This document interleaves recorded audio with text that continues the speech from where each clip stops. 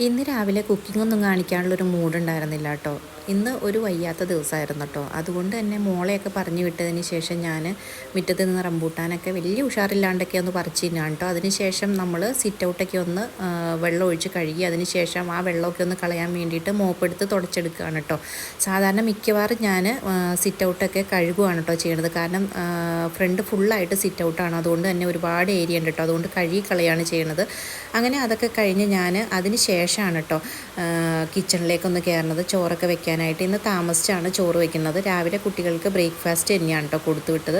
അങ്ങനെ ചോറിനുള്ള വെള്ളമൊക്കെ വെച്ചിട്ട് തിളച്ച വെള്ളം ഒഴിച്ച് അരി ഒന്ന് കഴുകിയെടുക്കും കേട്ടോ. കാരണം മേടിക്കുന്ന അരി ആയതുകൊണ്ട് അങ്ങനെയാണ് കഴുകിയെടുക്കാറ്. അതിന് ശേഷം ഞാൻ അരിയൊക്കെ ഇട്ട് കൊടുത്തിട്ടോ. ഇനി നമുക്ക് ചെമ്മീൻ കറിയാണ്. ഇന്ന് ചെമ്മീൻ മുരിങ്ങാക്കോലും മാങ്ങയൊക്കെ ഇട്ടിട്ടാണ് കേട്ടോ വയ്ക്കുന്നത്. അതൊന്നും ഞാൻ കാണിക്കണില്ല. ഇന്ന് കുറച്ച് തിരക്കുള്ള ദിവസമാണ് കേട്ടോ. എനിക്ക് ഒരു ഓൺലൈൻ ഡ്രസ്സിൻ്റെ സ്റ്റോറുണ്ട്. അപ്പോൾ അതിനകത്ത് ഇന്ന് കൊറിയറുള്ള ദിവസമായിരുന്നു കേട്ടോ. അങ്ങനെ ഡ്രസ്സൊക്കെ നമ്മൾ പാക്ക് ചെയ്ത് അയക്കുകയാണ്.